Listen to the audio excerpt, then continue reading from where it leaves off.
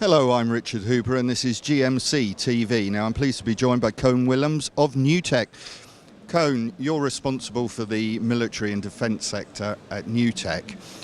What are the indicators we're seeing from that sector at the moment? Well, that market was a bit slow because due to some budget constraints in several countries. But we've seen a pickup recently. There are some geopolitical drivers happening in the world today. So we've seen things happening in the Middle East, we've seen things happening in Asia. So there is certainly a pickup on operations and in the military defense markets. So definitely we see that there's more and more demand for Satcom systems coming that way from that way. So it's coming from the pure defense side. So it's where peacekeeping is taking shape in certain countries, but it's also a homeland security which becomes more and more important due to the fact that there is more and more terrorist threat. Now, are you seeing that your products are in demand because there's more demand for capacity and the use of UAVs and those type of products? Well, it's heavily linked to what they call ISR, intelligence surveillance and reconnaissance. So there, indeed, it's very linked to having a lot of granularity, so quite a lot of detail into the images and into the data that's been transported from the theater into the headquarters. Basically, that means that the more detail they have, the better the decisions that they can take. Meaning that, indeed, if you've got some planes or UAVs hovering over a theater, that they're collecting quite a lot of data, you need to aggregate that data and send it over satellite because there is no terrestrial infrastructure to send this, and as such, you need to have a very efficient link, meaning being able to push quite a lot of data through a small pipe, but as well provide mission-critical data, meaning having a very high service availability. So what pressures is a company like Newtec under if they're supplying to the military sector? What pressure is there? Yeah, what pressures? What restrictions?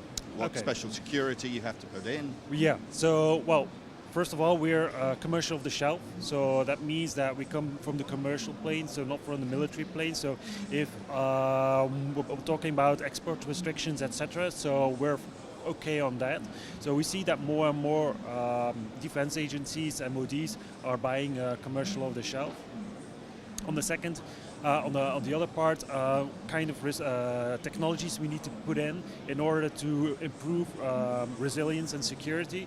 There we're talking about enhanced encryption, obviously, but also where the satellite link needs to be resilient against jammers, needs to be resilient against interference. So there are new technologies in place, and in fact our dialogue platform, and didn't talk yet about the dialogue platform, which is our VSAT platform. There we have MXDMA return technology, which is also quite resilient due to the nature of the return technology, of the nature of the waveform, because it's also kind of a light frequency hopping mechanism which is inside. So that adds to the security and to the resilience. The big buzzword at the moment is cybersecurity. Yeah.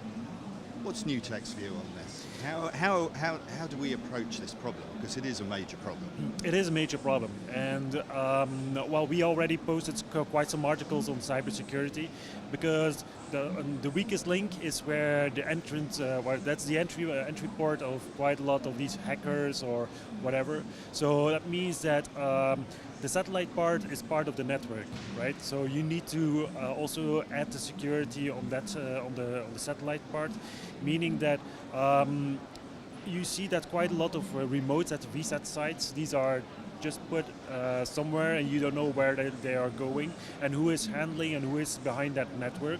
So you need to be securing these sites as well. You need to be securing the hub, because otherwise they become very easy entry points into certain networks.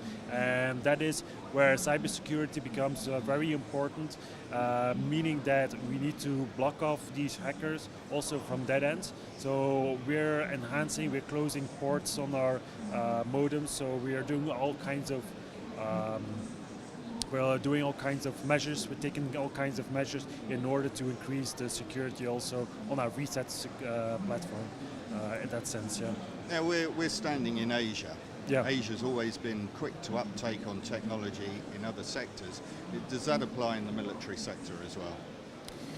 Well, we see that Asia is picking up certainly. It's a bit a different approach always to Asia, because what you see here is that that the dynamic is a bit different, because in Europe and the US you see that there is more like different companies or different countries sharing information, whereas in Asia these are always separate entities. So Yeah. each nation taking care of its own military, taking care of its own technology. So it's much more dispersed. So you don't have that synergy that you have in US and Europe. So that makes it a bit more difficult for these nations. And what you see quite a lot is that they take the solutions which are already in place in US and Europe, and they try to copy it into Asia, which is not always working due to the fact that the nature of the region is different. So I advocate really the fact that they should be looking at their own industry and really shape their own technology. Take some parts like our reset platform and build a solution around it, because their challenges are a bit different than the challenges that they have in Europe. Koen, thank you very much. Okay, you're welcome. Cheers.